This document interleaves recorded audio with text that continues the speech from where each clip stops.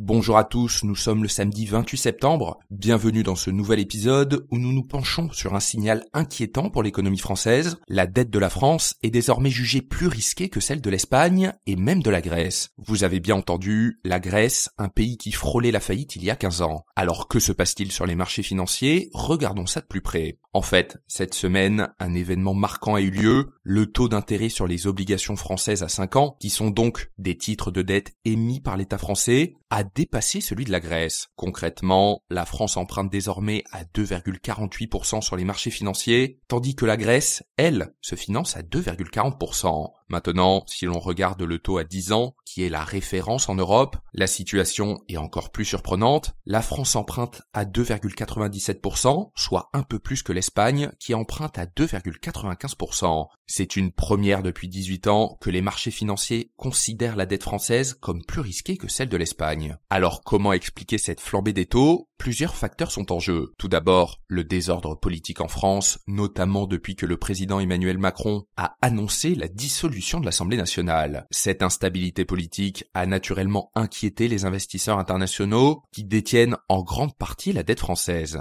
Mais ce n'est pas tout. L'un des principaux déclencheurs de cette montée des taux est aussi le dérapage budgétaire. En fait, le déficit public, qui devait initialement s'établir à 4,4% du PIB en 2024, a été à plusieurs fois révisé à la hausse, et le nouveau ministre du Budget, Laurent Saint-Martin, a averti que ce déficit pourrait dépasser en réalité les 6% du PIB, soit 2 fois plus que le seuil toléré dans la zone euro. Et naturellement, un tel dérapage budgétaire alarme les marchés, qui ajustent donc leur taux d'intérêt en conséquence. Et cette situation pourrait avoir des répercussions importantes pour l'économie française, car des taux d'emprunt plus élevés signifie que le coût de la dette augmente, réduisant ainsi la marge de manœuvre du gouvernement pour financer ses projets et ses investissements. Et maintenant, plusieurs échéances importantes planent au-dessus de la France. Tout d'abord, la procédure pour déficit excessif de l'Union européenne, la France ayant jusqu'au 31 octobre pour présenter sa trajectoire financière afin d'assainir les comptes publics, et puis la révision de la note de la dette de la France par les agences de notation internationale à l'automne. Et notez que ce podcast est soutenu par Quorum l'Épargne.